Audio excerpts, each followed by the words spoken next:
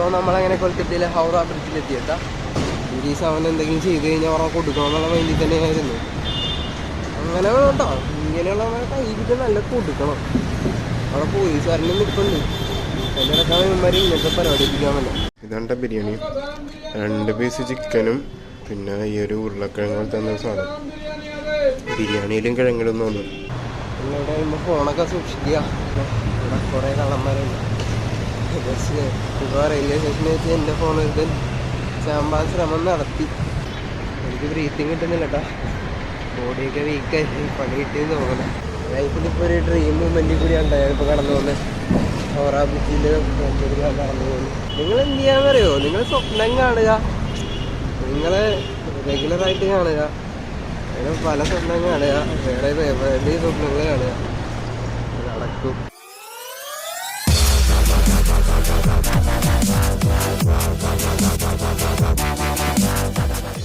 So നമ്മളിങ്ങനെ ഇപ്പോൾ Kolkata railway സ്റ്റേഷനിൽ എത്തിയിട്ടുണ്ട് കേട്ടോ.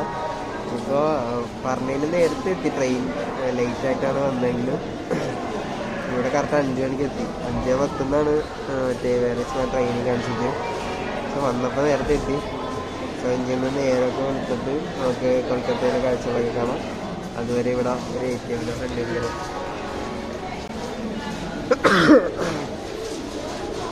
ഭയങ്കര ചുമയും കവക്കെട്ട് മൂക്കലി പോകുന്നുണ്ടോ. നമുക്കിപ്പോൾ നെഞ്ചാനാണ് എടുക്കണം. എനിക്കറിയില്ല എന്താണ്. മൂക്കടഞ്ഞിട്ടാണെങ്കിലും ഒരുമാതിരിയൊക്കെ ബുദ്ധിമുട്ടുണ്ട്. തണുപ്പിൻ്റെ ആയിരിക്കുള്ളൂ. നമുക്ക് ഏതായാലും ഇനി കുറച്ച് കഴിഞ്ഞിട്ട് കൊൽക്കത്തയുടെ കാഴ്ചകളൊക്കെയാണ്. ഓക്കെ, നമ്മളങ്ങനെ റെയിൽവേ സ്റ്റേഷനിൽ ഇറങ്ങി കേട്ടോ. ഇവിടെ ഫോണൊക്കെ പുറത്തിറക്കാൻ ഭയങ്കര പേടിയാണ്. ഞാൻ ഗോപ്രോ അകത്ത് തന്നെ വെച്ചേക്കണേ.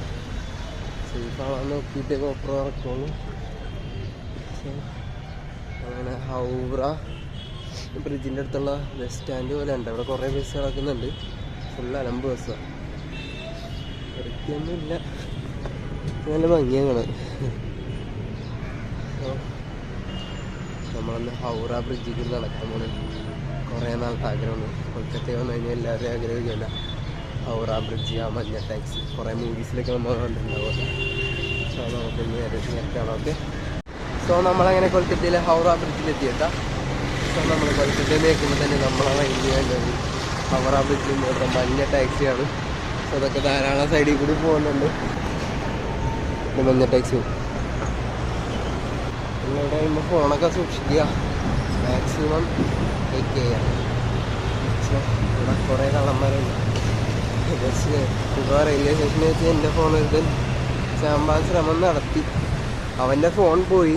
അപ്പോൾ അതിലോട്ട് കോൾ ചെയ്യാനായിട്ട് എൻ്റെ ഫോണിൽ കൊടുക്കുവാൻ അങ്ങനെയാണ് അവൻ ആവശ്യപ്പെട്ടത്. ഞാൻ പറഞ്ഞു അവർക്ക് പോയി ആത്മീക്ക് ഒപ്പിച്ചു. എന്നിട്ട് ഞാൻ നേരെ ലെഫ്റ്റ് കയ്യിൽ അവിടെ 2 കൈയും വെച്ച് എൻ്റെ ഫോൺ മാക്സിമം ഹോൾഡ് ചെയ്ത് ബലത്തിൽ കിട്ടുന്നു.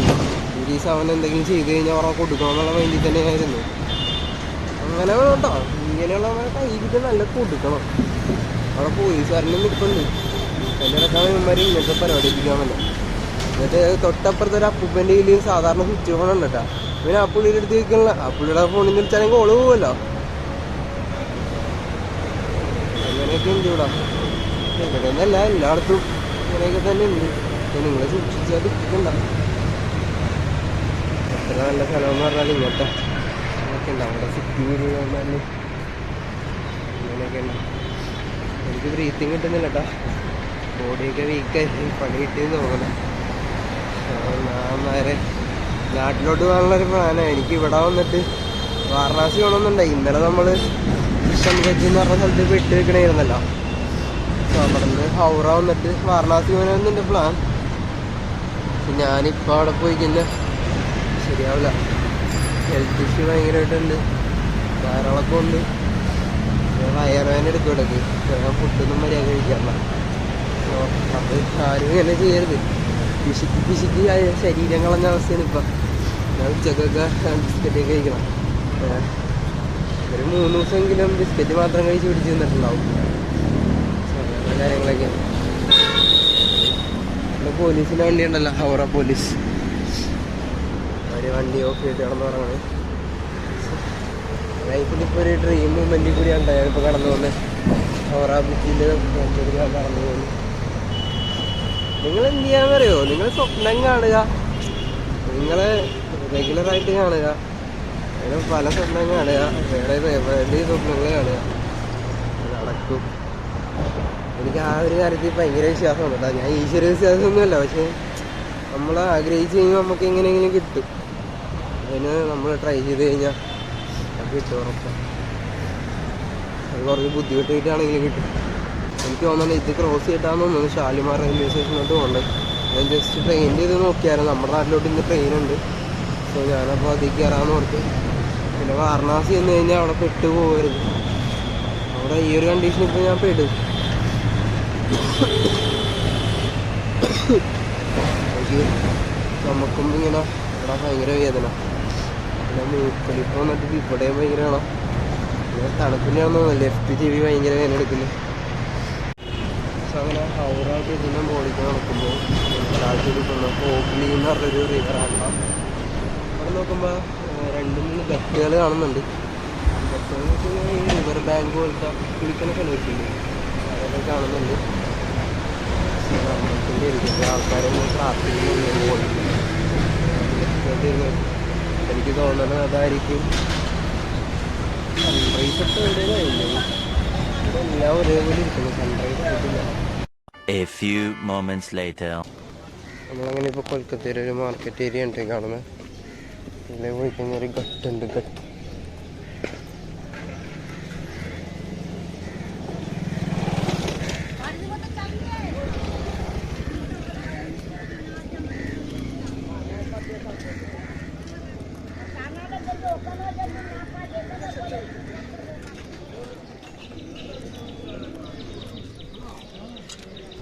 ജഗന്നാഥ ഘട്ട് എന്ന് പറഞ്ഞ സ്ഥലത്താണ്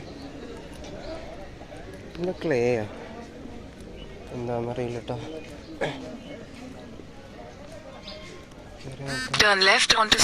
ആ കാണുന്ന കേട്ടോ ഹൗറ റെയിൽവേ സ്റ്റേഷൻ. ഏഷ്യയിലെ തന്നെ ഏറ്റവും വലിയ റെയിൽവേ സ്റ്റേഷനാണ് കേട്ടോ ഈ കാണുന്നത്. സോ ഹൗറ ബ്രിഡ്ജിൻ്റെ അവിടെ നിന്നുള്ള വ്യൂ ആണ് നിങ്ങൾ കാണുന്നത്.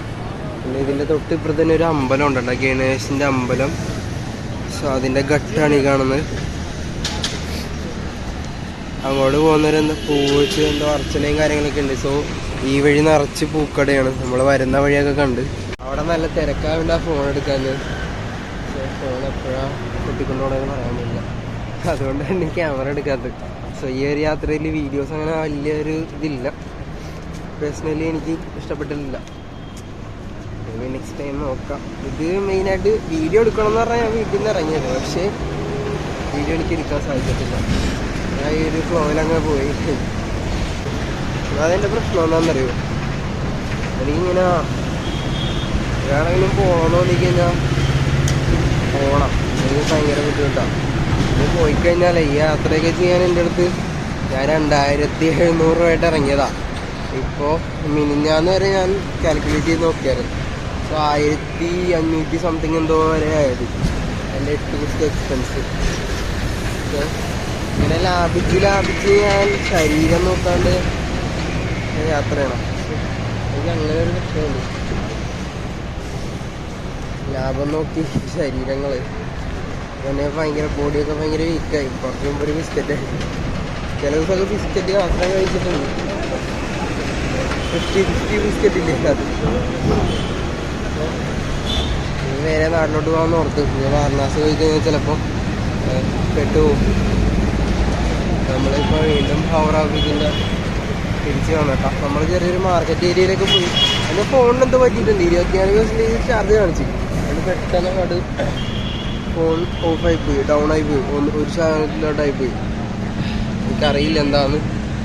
ചിലപ്പോൾ ബാറ്ററിൻ്റെ ആയിരിക്കാം, ചിലപ്പോൾ തണുപ്പിൻ്റെ ആവാനാണ്. തണുപ്പിൻ്റെ ആവുമോ എനിക്കറിയില്ല.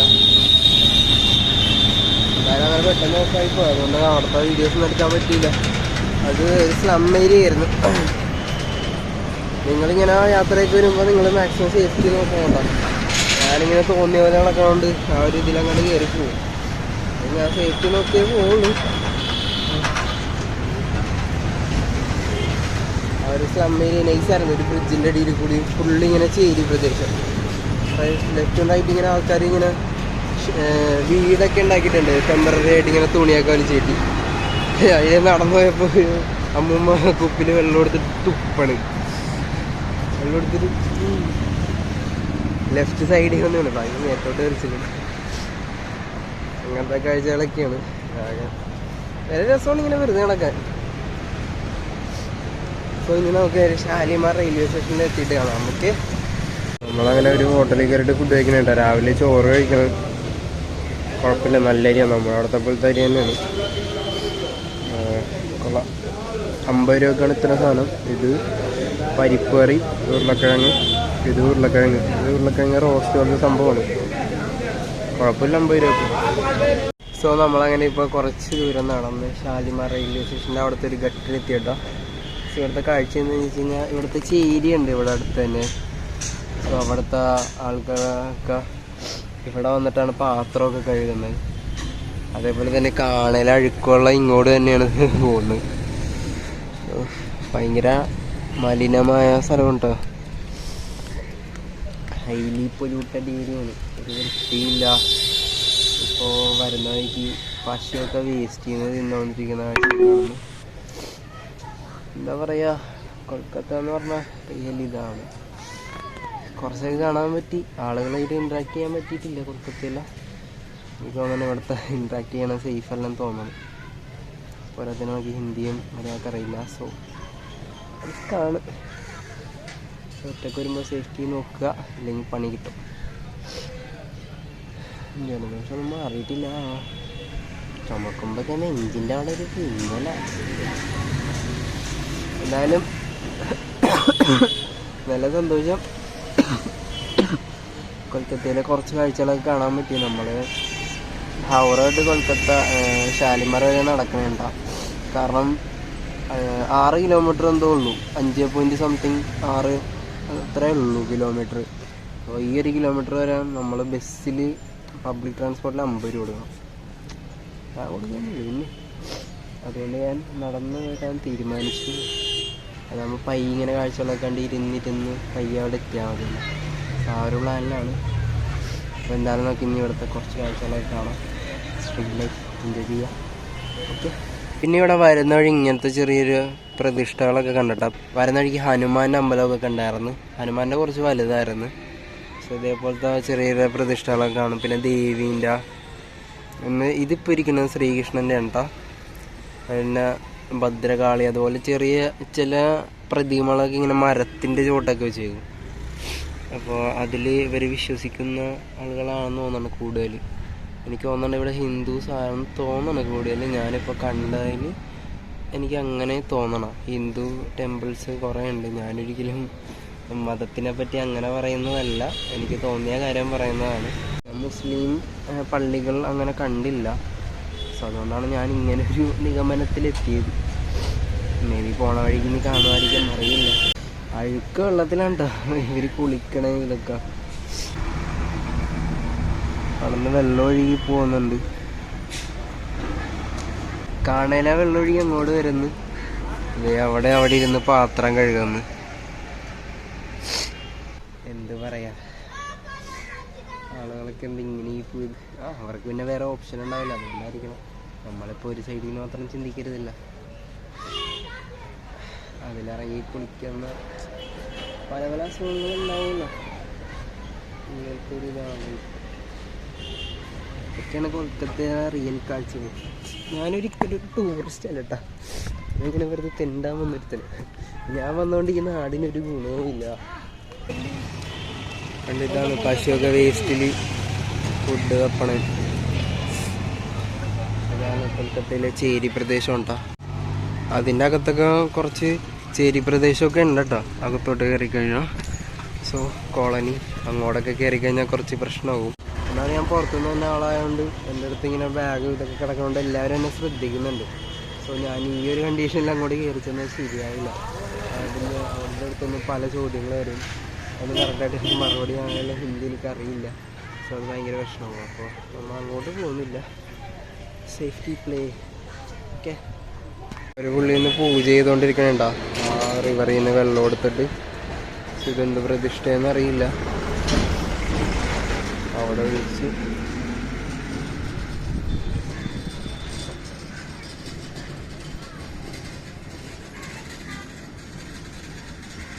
ഇപ്പോൾ ഒരു രസം ഉണ്ടാകാറില്ല. ഞാൻ ഷാംപൂയിപ്പിൽ മുഖം കഴിയണമായിരുന്നു. സോ അത് കഴിഞ്ഞിട്ട് ഞാൻ ഇങ്ങോട്ട് റോഡിലോട്ട് കയറിയപ്പോൾ എൻ്റെ കണ്ണട ഒന്ന് താഴ്ച വീണായിരുന്നു. സോ ഒരു അപ്പൂപ്പനെന്തോ പറയുന്നുണ്ട്.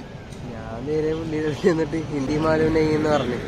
സോ അപ്പോൾ പുള്ളി പറഞ്ഞ് ബംഗ്ലാമേ പോലും ഒന്ന് ഇവിടെ വെസ്റ്റ് ബംഗാളാണല്ലോ. സോ ഇവിടെ ബംഗാൾ ഭാഷയാണ് യൂസ് ചെയ്യണം.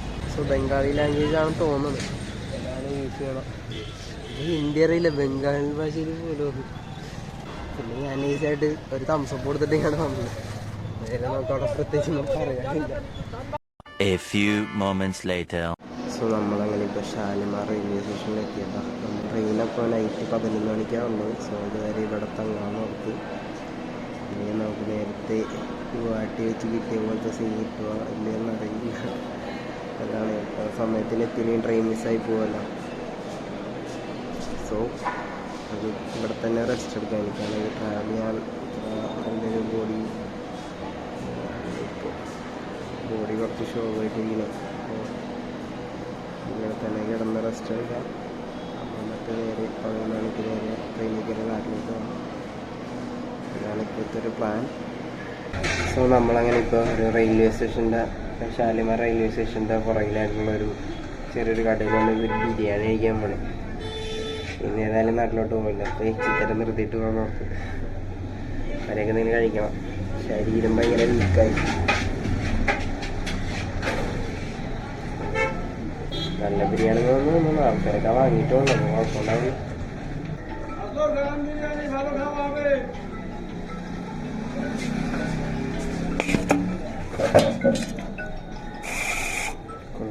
ക്വാണ്ടിറ്റി ഉണ്ട് കേട്ടോ. ഹലോ ഹലോ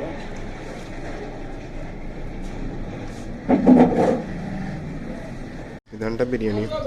2 പീസ് ചിക്കനും പിന്നെ ഈ ഒരു ഉരുളക്കിഴങ്ങ് തന്ന സാധനം.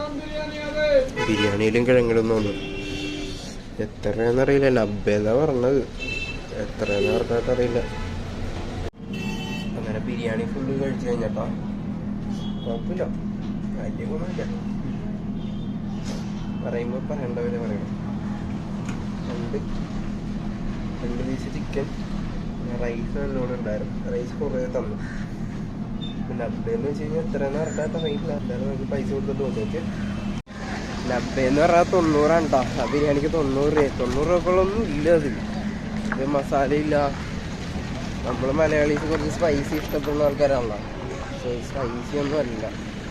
സ്റ്റേറ്റിൽ എനിക്കൊന്നും ഫീൽ ചെയ്യില്ല. ജസ്റ്റ് എന്തോ ഒരു ലൈറ്റായിട്ടൊരു മസാല അത്രേ ഉള്ളൂ. പിന്നെ ക്വാണ്ടിറ്റി ഉണ്ട് കേട്ടോ. അല്ല ക്വാണ്ടിറ്റി ഉണ്ട്. കുഴപ്പമില്ല. വയറിഞ്ഞല്ല. മനസ്സ് നിറഞ്ഞില്ലെങ്കിലും വയറ് നിറഞ്ഞത്. സോ നമുക്കിനി റെയിൽവേ സ്റ്റേഷനിൽ പോയിരിക്കാം. അങ്ങനെ ഇവിടെ റെയിൽവേ സ്റ്റേഷൻ്റെ തൊട്ടടുത്തിട്ടൊരു ശ്രീരാമൻ്റെ ഒരു അമ്പലം ഉണ്ട് കേട്ടോ. ശ്രീരാമൻ ആൻഡ് ശ്രീ വെങ്കടേശ്വര പൊടി Venkateswara temple. Morning 6 to 11:30, evening 4 to 8. അതാണ് അതിൻ്റെ ടൈമിങ്. 100 വർഷം പഴക്കമെന്നൊക്കെ പറഞ്ഞ് എഴുതി വെച്ചിട്ടുണ്ട്. അറിയില്ല, കറക്റ്റായിട്ട് അറിയില്ല. അങ്ങനെ നമ്മളിപ്പോൾ ഷാലിമാർ റെയിൽവേ സ്റ്റേഷൻ്റെ പുറത്താണ് കേട്ടോ. നമ്മളെ ട്രെയിനിന് പോകാനുള്ള ടിക്കറ്റും കാര്യങ്ങളൊക്കെ ബുക്ക് ചെയ്തു. അപ്പോൾ നൈസായിട്ട് ഫുഡ് കഴിച്ച് കഴിഞ്ഞിട്ട് എങ്ങോട്ടെങ്കിലും നൈസായിട്ട് ഫുഡ് കഴിച്ച് കഴിഞ്ഞിട്ട് ട്രെയിനിൽ കയറി ഇരിക്കാന്നുള്ളൊരു പ്ലാനാണ്. സോ ഇവിടെ ഒരു റൊട്ടിക്കടയിൽ വന്നിട്ടുണ്ട്. റൊട്ടി 2 പറഞ്ഞിട്ടുണ്ട്. ഇവന്മാർ മുട്ടയൊക്കെ അതിൻ്റെ മുകളിൽ പൊട്ടിച്ചൊഴിക്കുന്നുണ്ട്. എന്താ സംഭവം എന്നറിയില്ല കേട്ടോ. ഞാനപ്പോൾ 2 റൊട്ടി മാത്രമാണ് ഉദ്ദേശിച്ചത്. എക്സ്ട്രാ പേയ്മെൻറ്റ് ചെയ്യേണ്ടി വരുമോ? ഒരു ഐഡിയ ഇല്ലല്ലോ. നോക്കാം. സോ നമ്മളങ്ങനെ ഇവിടെ നിന്ന് 3 റൊട്ടി വാങ്ങിയിട്ടുണ്ട് കേട്ടോ, പാഴ്സൽ. എന്ന് വെച്ച് കഴിഞ്ഞാൽ ഞാൻ പറയണ ഇവർക്ക് മനസ്സിലാവണില്ല. ഹിന്ദി ഇവർക്ക് കുറച്ച് അറിയുള്ളൂ. ഇവരുടെ ഭാഷയാണ് ബംഗാളിയാണ്. ബംഗ്ലാ ഭാഷ എന്തൊക്കെയാണ്. സോ വെസ്റ്റ് ബംഗാളിലെ ഇപ്പോൾ ബംഗാളി ഭാഷ. അപ്പോൾ എനിക്ക് കമ്മ്യൂണിക്കേഷൻ ശരിയാവുന്നില്ല. അപ്പോൾ ഞാൻ ഒരു ഇംഗ്ലീഷ് അറിയാവുന്ന ഒരു പുള്ളിയുണ്ട്. പുള്ളിൻ്റെ അടുത്ത് പറഞ്ഞപ്പോൾ പുള്ളി ഇവരുടെ ലാംഗ്വേജിൽ അങ്ങോട്ട് പറഞ്ഞു 3 റൊട്ടി ചെയ്തു അങ്ങനെ പറഞ്ഞു. 3 റൊട്ടി കൊടുക്കാൻ പറഞ്ഞു. ഞാൻ റൊട്ടി വേണമെന്നൊക്കെ പറഞ്ഞപ്പോൾ എന്തോ 2 ഉണ്ടാക്കിയിട്ട് എന്തോ സാധനമൊക്കെ ഉണ്ടാക്കണ്ടായിരുന്നു എനിക്കാണെന്ന് പറഞ്ഞത്. അത് പിന്നെ വേറെ ആൾക്ക് കൊടുത്തു. ഭാഗ്യത്തിന് അവർ പൈസ വെച്ചില്ല കേട്ടോ അതിൻ്റെ. അങ്ങനെ കാര്യങ്ങൾ. ഇവിടെ ലാംഗ്വേജ് ഇത്തിരി പ്രശ്നമാണ്. ഇവിടെ മഞ്ഞാണ്, എനിക്ക് പറ്റുന്നില്ല. ഇപ്പം തന്നെ നേരെ റെയിൽവേ സ്റ്റേഷനിൽ കയറട്ടെ. ഓക്കെ, ഇന്ന് നോർമൽ ചപ്പാത്തി മാത്രമാണ് കഴിക്കുന്നത്, കറിയൊന്നുമില്ല. ഓക്കെ, എന്തായാലും ഇനി നേരെ എറണാകുളത്ത് വന്നിട്ട് കാണാം. അപ്പോൾ കുറച്ച് മാർക്കറ്റിലെ കാഴ്ചയൊക്കെ കാണിച്ചു തരാം. ഇവിടെ മറ്റേ ബണ്ണ് അങ്ങനത്തെ ഐറ്റം, വടാപ്പാവും ഒക്കെ കിട്ടും. വടാപ്പാവും. പിന്നെ ഇവിടെ നിന്നാണ് നമ്മൾ റൊട്ടി വാങ്ങിയത്. Egg roll, chicken roll, egg chicken roll, egg chowmein, chicken chowmein, chicken പൊക്കാറ, ചിക്കൻ കൊസ, റൊട്ടി. ഇത്ര ഐറ്റം ഇവിടെ കിട്ടുമല്ലോ. അതുപോലെ തന്നെ ഇവിടെയും കടകളുണ്ട് അകത്തൊക്കെ. അവിടെ എന്താണെന്നറിയില്ല, അങ്ങനത്തെ കുറേ കടകളുണ്ട് ഇവിടെ. ഇവിടെ ഒരു പാൻ ഷോപ്പ്, ഇവിടെ ഫ്രൂട്ട്സ് ഉണ്ട്, വാട്ടർ ബോട്ടിലൊക്കെ കിട്ടും, വലിയ ക്യാനൊക്കെ ഉണ്ട്. അങ്ങനത്തെ ഷോപ്പുകളുണ്ട്.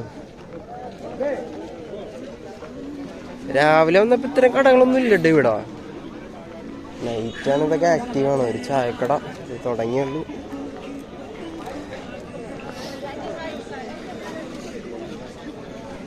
സോ ഇതാണ്ടോ നമ്മുടെ റെയിൽവേ സ്റ്റേഷൻ്റെ എൻട്രി.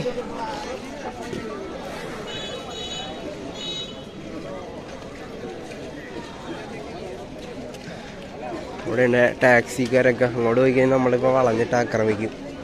ഉച്ചക്ക് വന്ന ടൈം ഒന്ന് പുറത്ത് ജസ്റ്റ് ഒന്ന് ഇറങ്ങിയായിരുന്നു. എന്നോട് പോണം, എവിടെ പോകണം പോയി, എവിടെ പോകണം പോയി, പൊടി അങ്ങനെ ഒന്ന്. ചിലരിങ്ങനെ കൈ പിടിച്ച് വലിക്കാനൊക്കെ വന്നില്ല. അന്ന് വെച്ചിട്ട് കൈയും കെട്ടി നടന്നു പോയി. ഇവിടേക്ക് വരുമ്പോൾ നിങ്ങൾ സൂക്ഷിക്കുക, അല്ലെങ്കിൽ ഉമ്മാർ കൊണ്ട് 5-6 റൗണ്ടടിച്ചിട്ട് ഇതാണ് സ്ഥലം എന്ന് പറയും. ആ സീനൊക്കെ കിട്ടായിരിക്കും, നിങ്ങൾ ശ്രദ്ധിക്കുക. അപ്പോൾ നമുക്ക് ഏതായാലും ഇനി റെയിൽവേ സ്റ്റേഷനിലോട്ട് കയറാം. ഓക്കെ, അപ്പോൾ നമ്മളങ്ങനെ പ്ലാറ്റ്ഫോം നമ്പർ 1 വന്നിരിക്കുകയുണ്ടോ. ഇവിടെ ഒരു ട്രെയിൻ കാര്യമെന്ന് പറഞ്ഞേക്കുന്നത് മറ്റേ വേറെസ്മ ട്രെയിനകത്ത് നോക്കിയപ്പോൾ. സോ പിന്നെ സ്ഥലം ഉണ്ടാവും, മതലിലൊക്കെ തുപ്പി പണ്ടാരം എടുപ്പിച്ചെങ്കിലും എൻ്റെ പുറകിലൊക്കെ ഇവിടെ അഴുക്കാണ്ടോ നിറച്ച്. പക്ഷെ നമുക്ക് വേറെ വഴിയില്ല. ബാഗൊക്കെ തന്നെ അഴുക്ക് പിടിച്ച് ഇത് പിടിച്ചെന്ത് വേണം. നമ്മൾ നേരെ നമ്മളെ മാറ്റ് പിടിച്ച് ഓടിയില്ലെങ്കിൽ റൊട്ടി കഴിക്കാം. 3 റൊട്ടി വാങ്ങിയിട്ടുണ്ട്, അത് കഴിച്ചിട്ട് കഴിഞ്ഞില്ല. ഇവിടെയൊക്കെ നല്ല തിരക്കാണ് കേട്ടോ. ഇവരെല്ലാവരും ജനറിക്കാനാണെങ്കിൽ ഞാൻ പെട്ടുപോകും. കുറച്ച് പേര് ജനറിക്ക് അറിയാൻ മതിയാവും, അല്ലെങ്കിൽ നമുക്ക് സീറ്റ് കിട്ടില്ല. അല്ലെങ്കിൽ കോഴിഡ് നിറച്ചുകൊണ്ട് പോകുന്നതിൽ പോകേണ്ടി വരും. വന്നപ്പോൾ ഈ റെയിൽവേ സ്റ്റേഷനിലാണ് വന്നത്. അതായത് നമ്മൾ നാട്ടിൽ നിന്ന് ഇങ്ങോട്ട് വന്നപ്പോഴേ ഈ റെയിൽവേ സ്റ്റേഷനിലോട്ടാണ് വന്നത്. സോ ഞങ്ങൾ കോഴി നിറച്ചോലായിരുന്നു, ചിങ്ങിക്കൂടി 2 അടി കാര്യം വെക്കാനുള്ള സ്ഥലം. മറ്റേ ഏതായിരുന്നു മറ്റേ കഥയില്ലേ, തലയിലോട്ട് വെച്ച് കൊടുത്ത കാലം 3 അടി വണ്ടി വയ്ക്കണം. ആരായിരുന്നു? വാമനല്ല, മറന്നും പോയല്ല.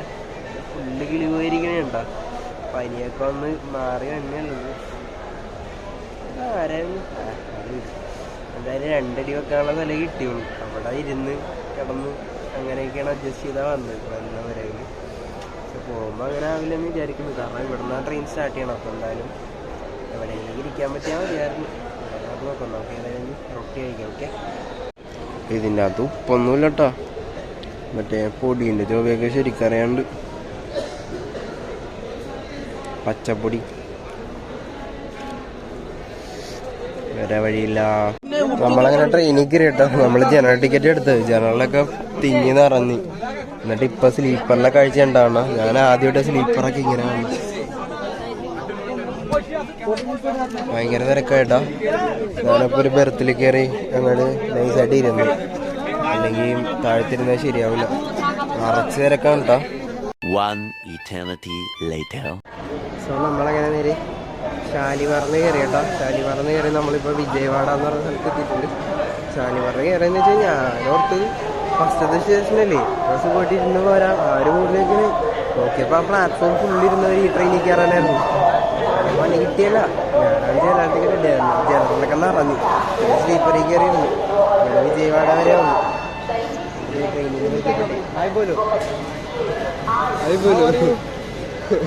അപ്പൊ അങ്ങനെ ട്രെയിനിൽ പരിചയപ്പെട്ടേ ഭായിമാരെ തൃശ്ശൂരോട്ട് പോണേ, നമ്മുടെ നാട്ടിലോട്ടാ. നമ്മൾ അവരുടെ ഒപ്പം പോകാമെന്ന് വിചാരിച്ചു. വിജയവാഡ ഇറങ്ങിയിട്ട് കുറച്ച് കഴിയുമ്പോൾ ട്രെയിൻ വരും. മറ്റേ ട്രെയിനിൽ ഭയങ്കര തിരക്കാം.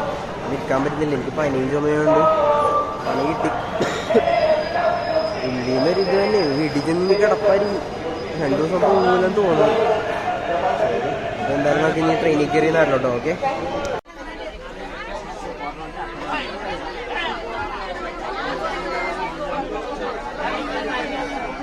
സോ അങ്ങനെ നമ്മൾ കുറേ നാളുകൾക്ക് ശേഷം 2 ആഴ്ചയ്ക്ക് ശേഷം എറണാകുളത്ത് എത്തിയിരിക്കുകയാണ്. വീട്ടിലോട്ട് പോണ വഴിയാണ്. 3:50 ട്രെയിൻ എത്തിയത്. ലേറ്റായി. അപ്പോൾ എന്താ പറയുക 3:30 തന്നെ ട്രെയിനായിരുന്നു. 3:50 ആ ഒരു ടൈമായി. എനിക്ക് ഇനി വരികയാണ് കേട്ടോ. ഉറക്കം ശരിയായില്ല. നാഗാലാൻഡ് തൊട്ട് ഇങ്ങോട്ട് വന്ന ഫുള്ള് പോയപ്പോൾ ഉറപ്പ് ഇത്തേക്ക് കിട്ടിയുള്ളൂ. കൂടുതൽ പോയത് നാഗാലാൻഡിൽ ഇങ്ങോട്ട് വന്ന ടൈമാണ്. നമ്മൾ ബീഹാറിൽ പോയി പെട്ടുപോയി. അവിടെ വരെയൊക്കെ ഉറങ്ങിയില്ല. അവിടെ ഭയങ്കര തണുപ്പായിരുന്നു. അപ്പോൾ അവിടെ നിന്നാണ് ചെവിക്ക് പണി കിട്ടിയത്. ചെവിയും സൗണ്ടും പനിയൊക്കെ കിട്ടി അവിടെ നിന്നാണ്. ഇപ്പോൾ പനി മാറി. പുള്ളിയൊക്കെ വെച്ച് ട്രെയിനിലൊക്കെ കിടന്നു തുടങ്ങി പനിയൊക്കെ മാറി. എന്തായാലും ഇത്രയേ ഉള്ളൂ. എന്തായാലും പറയാൻ പറ്റുന്നില്ല. ഇന്നത്തെ വീഡിയോ ഇത്രയേ ഉള്ളൂ. എനിക്കറിയാം വീഡിയോഗ്രാഫി നല്ലതായിട്ടില്ലെന്ന്. കാരണം വീഡിയോ ഫോക്കസ് ചെയ്താണ് ഞാൻ ഇറങ്ങിയത് ആദ്യം. പക്ഷേ വീഡിയോ മര്യാദ എടുക്കാൻ പറ്റിയിട്ടില്ല. എന്തായാലും അടുത്ത വീഡിയോസൊക്കെ ബെറ്ററാക്കാം. ഞാൻ അറിയാൻ പറ്റുള്ളൂ. ഞാനും കുറേ അധികം എക്സ്പീരിയൻസ് കിട്ടി. നല്ലൊരു അനുഭവമായിരുന്നു. കുറേ മെമ്മറീസ് കിട്ടി. കുറേ ആളുകളെ പരിചയപ്പെടാൻ പറ്റി. കുറേ ആളുകളുടെ കൾച്ചർ മനസ്സിലാക്കാൻ പറ്റി. എന്തായാലും അടുത്ത വീഡിയോയുടെ അടുത്ത് കാണാം. Good bye.